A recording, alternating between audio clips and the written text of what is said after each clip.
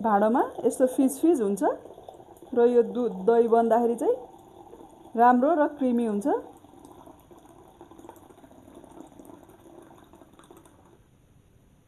यो दुध यतिको भरिसकेपछि चाहिँ हामीले यसरी औँला डुबाएर हाम्रो यो दुधको टेम्परेचर हेर्छौँ।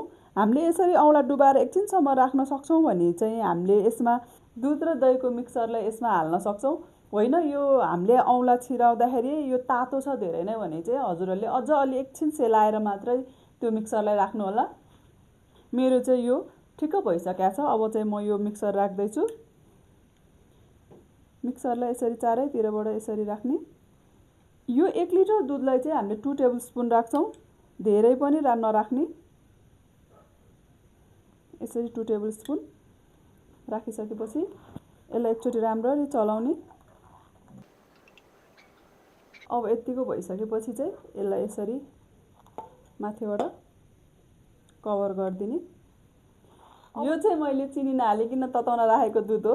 यो सानो कपमा चाहिँ मैले सुगर फ्री दही बनाउने ट्राई गर्दैछु। यसलाई पनि हामी माथिबाट यसरी नै भरौँ,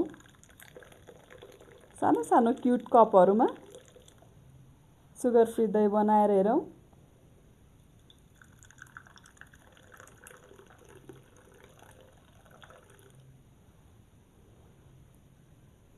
यसमा पनि यो दही र दुधको मिक्स अलिअलि राखिदिने।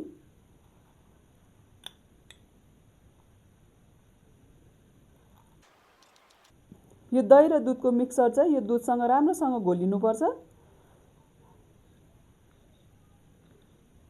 यतिकै राख्दा ढल्ला जस्तो लागेको भएर मैले चाहिँ यस्तो सानो सानो प्लेट माथि यसरी राखेर अनि यसलाई माथिबाट चाहिँ सिल्भर फोइलले कभर गरिदिन्छु।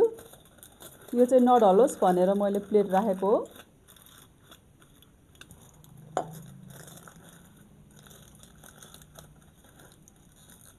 अब यो कभर गर्न रेडी भयो।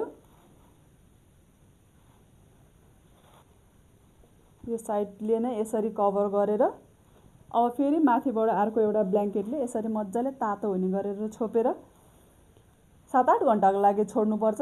7-8 घन्टामा चाहिँ यो दही मजाले जमिसकेको हुन्छ। अब चाहिँ हामी 7-8 घन्टापछि रिजल्ट हेरौँ है त। दही जम्न छोडेको 8 घन्टापछि अब चाहिँ म यो ब्ल्याङ्केट उगारेर हेर्दैछु। पहिला चाहिँ अथेन्टिक तरिकाले बनाउँदाखेरि चाहिँ यसरी ब्ल्याङ्केट नभएर तल भुस राखेर धानको भुसहरू राखेर बनाउने चलन थियो।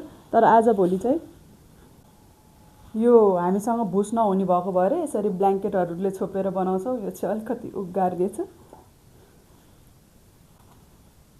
वाउ, हेर्नुहोस् त कति राम्रोसँग दही जमेछ। यो चाहिँ अब यो अहिले अलिअलि यो ब्ल्याङ्केटहरूको हिटले गर्दा तातो तातो नै छ। यसलाई एकैछिन यसै गरी छोडेर अनि 2-3 घन्टा फ्रिजमा चिल हुन छोडिदिन्छौँ हामी।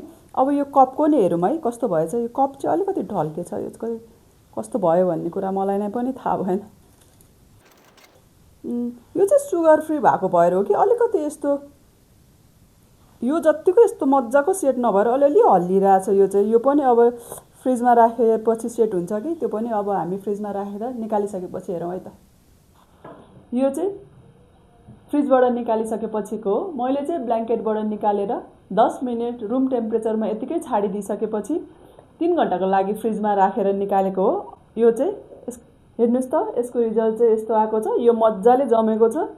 यो चाहिँ हामीले यसरी घोप्टाउँदा पनि निस्किरहेको छैन है, हेर्नुहोस् त। अब त्यसरी नै हामी यो सानो सानो कपमा राखेको यो सुगर फ्री पनि हेरौँ। यो पनि राम्रोसँग जमेको छ। हाम्रो दुईटै सानो कपको चाहिँ सुगर फ्री हो। यसमा चाहिँ सुगर छ। हामीले राख्दाखेरि चाहिँ दुध यहाँ माथिसम्म नै राखेको थियौँ। यो चाहिँ माटोको भाँडो भएको भएर यो पानी सोसेर होला सायद यो यति धेरै कम भएको छ। मैले चाहिँ यसरी प्लेटिङ गर्न लगाएको छु। अब दही पनि निकालेर हेरौँ। ओ माई गड, हेर्नुहोस् त हाम्रो दही कति मजाको भएको छ। माटोको भाँडाले पानी सोचेर होला सायद दही एकदमै राम्रो बनेको छ।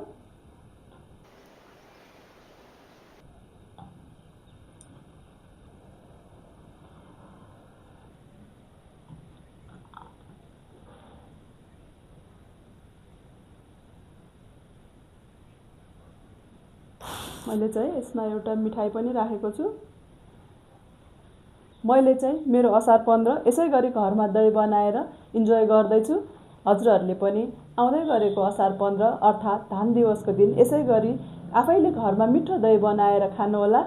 यदि हजुरहरूलाई मेरो भिडियो मन परेको छ भने लाइक, कमेन्ट, सेयर र सब्सक्राइब पनि गरिदिनु होला। आगामी दिनहरूमा पनि नयाँ रेसिपी भिडियोहरू लिएर आउने नै छु। त्यतिन्जेलसम्मको लागि thank you for watching. Enjoy.